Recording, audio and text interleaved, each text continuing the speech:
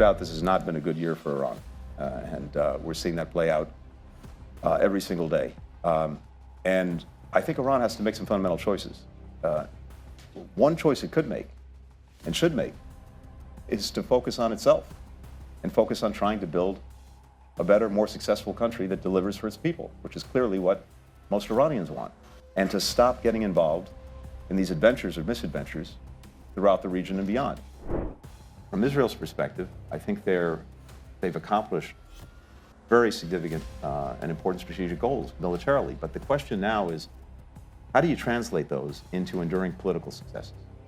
How do you move from Gaza, where by Israel's own account, they've achieved what they fundamentally set out to achieve, and trying to ensure that October 7th never happens again, dismantle Hamas's military capacity, they've done that, deal with the leaders who are responsible for October 7th, they've done that.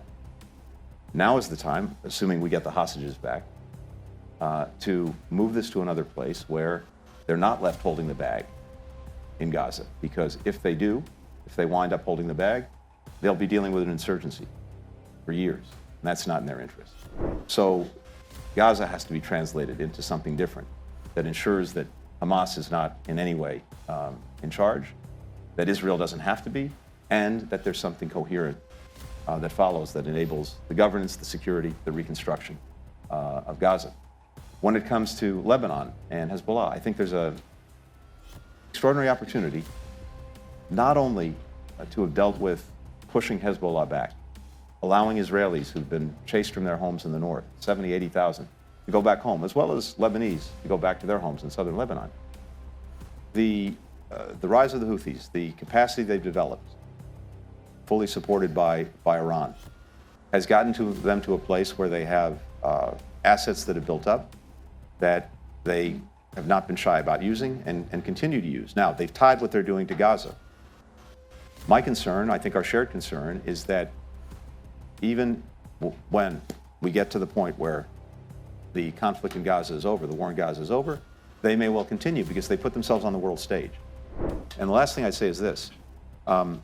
One of the successes that President Trump had during his first administration was effectively completing the job that was started by the Obama administration in eliminating the territorial caliphate that ISIS was trying to establish.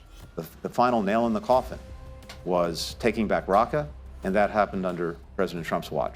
So I think President Trump will have a strong incentive to want to make sure that we're at least keeping a lid on ISIS reemerging in Syria. But the most effective way to do that, beyond making sure that we keep whatever forces are necessary to do that, that we have our partners who've been working on doing that with us, be able to do their jobs, is also to try to support Syria in this construction project of a new and better Syria. And we have clear security threats emanating from Iran, and we have clear values threats emanating from Iran.